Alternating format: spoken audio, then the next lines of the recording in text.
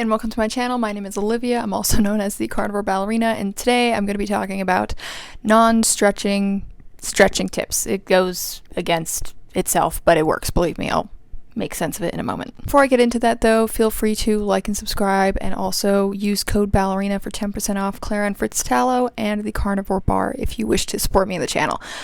With all that being said, here are 5 things that I do daily for becoming more flexible without actually physically stretching, because when I first found out about stretching and watching a couple interviews of girls who are ballet dancers, they would say they stretch for an hour, and to me that just seemed insane and such a waste of time. So if that resonates, then here are things that you can do to like passively stretch / relax your muscles to become more flexible over time.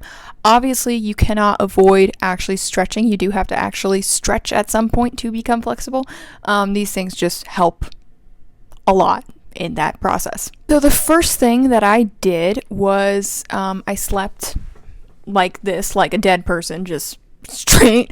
And what that did was I wouldn't wake up with as many aches and pains from being like this all night with my legs and arms and body twisted.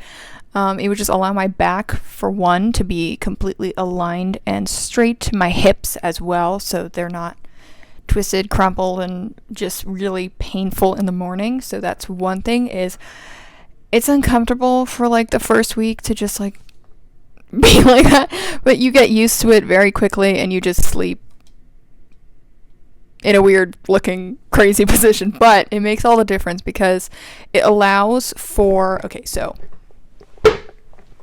our back vertebrae, whatever you want to call them, these are the bones. Let's say these are the bones. There's this cartilage piece of something here, and there's a liquid in them. And throughout the day, obviously, we're upright, so then it gets squeezed and the liquid gets reduced. So these are the vertebrae, they get whatever.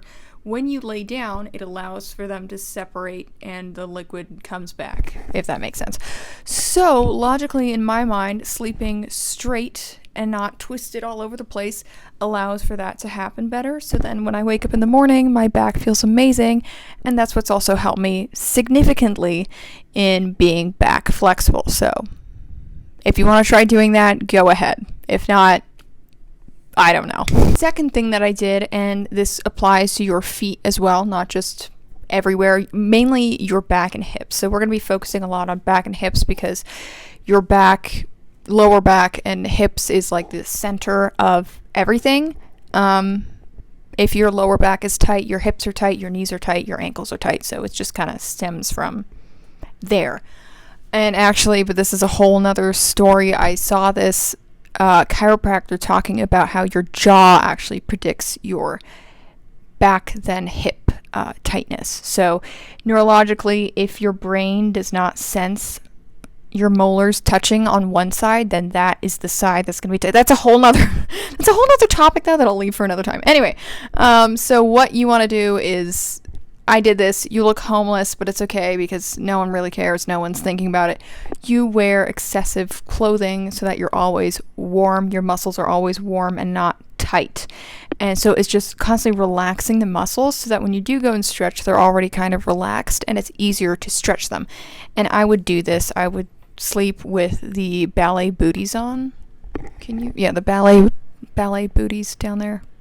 If you don't know what a booty is, that's what a booty is. It's called a booty. I know. I don't know why it's called a booty. Anyway, I would sleep with those on my feet so my ankles are always warm.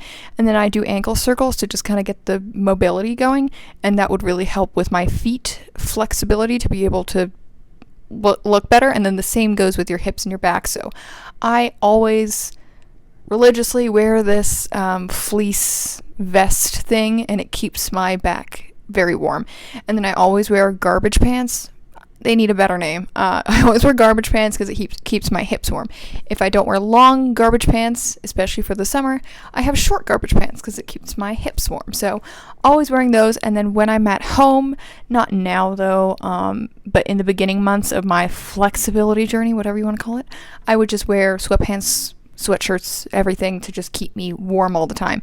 Now, because I have reached a level of flexibility where I can just go and stretch a lot without needing all of this stuff, I don't bother to do that anymore. So I think once you reach a certain point of flexibility, you can achieve that and then work on top of that without doing all these ridiculous, they're not ridiculous, they're amazing, they're good, but things, yeah. Another thing that I did, and I wouldn't necessarily recommend this unless you are used to stretching a lot, you can do this, but mindfully, is when I was doing something, instead of sitting in a chair like I am now, I would sit on the floor in a closed split position, but stretching my hamstrings. So imagine my legs, both of them are like this, and I'm just on the floor doing work or studying or whatever it is that I'm doing.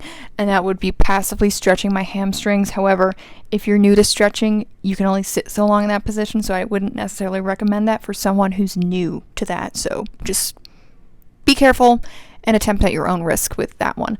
Or like if I'm in a chair now, I could have this over here and I'm stretching my glutes, and I would sit like this or something, or do something like that. Another thing which made a huge difference was doing hot and cold showers. So I would start off with hot water, then cold, then hot, then cold, then hot, and I always finish with hot, that way my muscles are warm, and this just kind of improves your circulation and relaxes the muscles so that they can recover faster, and then you can go and stretch. So it's more of a muscle relaxant, mixing languages here. It's more of a muscle decramper,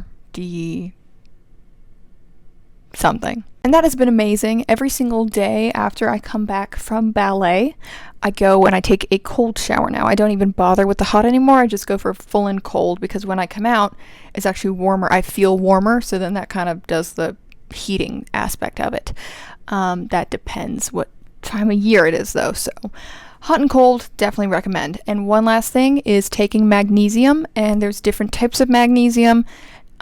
This, what it does is it relaxes your muscles. Once again, it's all about just relaxing your muscles so that they can actually stretch. So you don't want to be tight all the time. So if you're just exercising all the time, like all these bodybuilders and things, it's just constantly stacking and building the muscle so it's tight and you're just uncomfortable.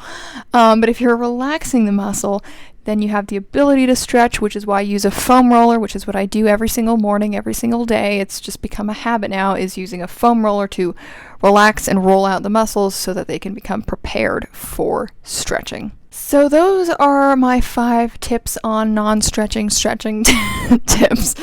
I will share my stretching and warm-up routine at some point. However, that's not originally what I did. I'll just give a quick brief thing as to what I did. What I did originally was I would just get up and feel my body, and I think that is the absolute number one best tip I can give if you're going to take anything, is just try and be aware of your body. And that's also what's changed a lot of my ballet technique, is just being aware of every little tiny thing that you have to you. So being more aware of it. You don't need to do a special stretch that you found on Pinterest or on someone's channel. If you do this weird thing like this, but it feels good and you feel what you want being stretched, then do that. And that's what I began doing. I just began doing these weird poses, and it would stretch what I wanted, and then I would feel better. It would relax what I wanted more, and I didn't spend a lot of time looking for some specific special stretch. I just kind of moved and would find something and felt good, and then that would slowly segue into more stretching, and then finally my stretching routine that I have now. So I will share that at some point, and until then, I hope these 5 tips were helpful. Feel free to comment any other suggestions or things you would like me to touch up on, and you can check out my previous videos on whatever it is that I have up. Yeah, so thank you for watching, and I hope you enjoyed this video, found it informative, and I hope to see you next time.